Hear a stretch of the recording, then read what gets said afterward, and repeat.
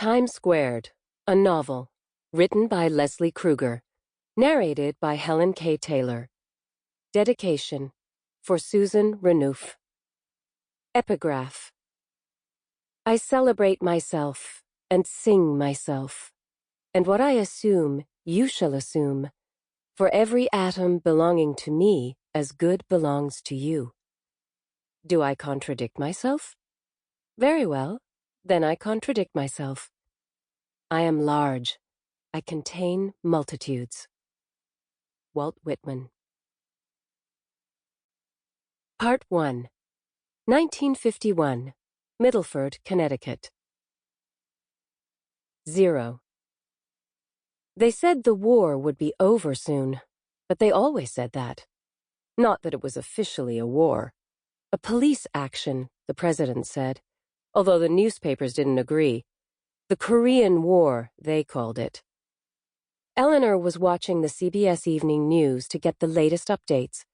General MacArthur was eagle-eyeing the North Koreans across the mountains, or at least from his hotel in Japan, where he waggled his cigar at the cameras.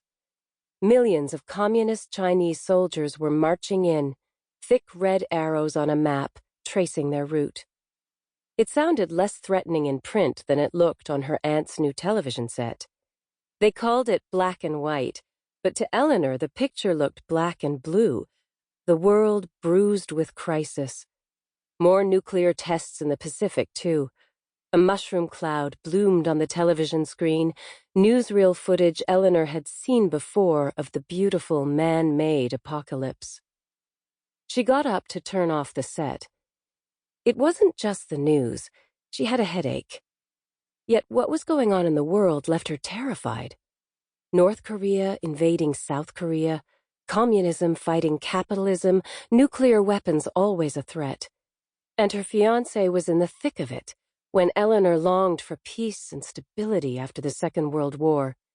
She'd been a child in London during the Blitz, tugged into air raid shelters, her ears ringing with sirens and wails, learning far too much about fear before she was 12 years old. She'd also been an adult during the Blitz, and that wasn't a metaphorical description of a girl who had experienced war. It was the impossible, literal truth. Visions.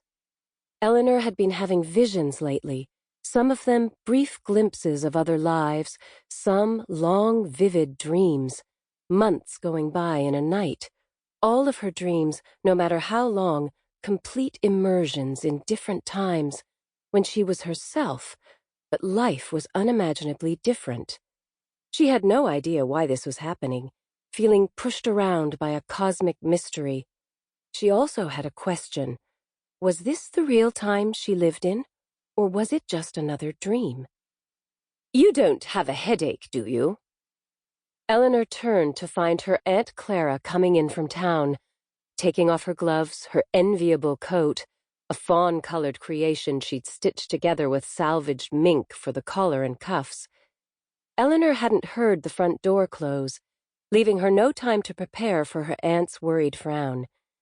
She'd tried to explain a little of what was going on, a very little, but that had been enough to frighten Aunt Clara.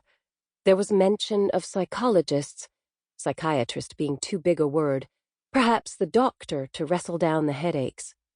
Since they didn't have the money at the moment for, let's say, specialized care, in silent mutual agreement they'd retreated to a diagnosis of migraine and a bottle of Dr. Blythe's little pills. I've never had a megrim in my life, her aunt said. Migraines, as they insist on calling them here. But I'm aware they take many different forms, lights and color, all of that.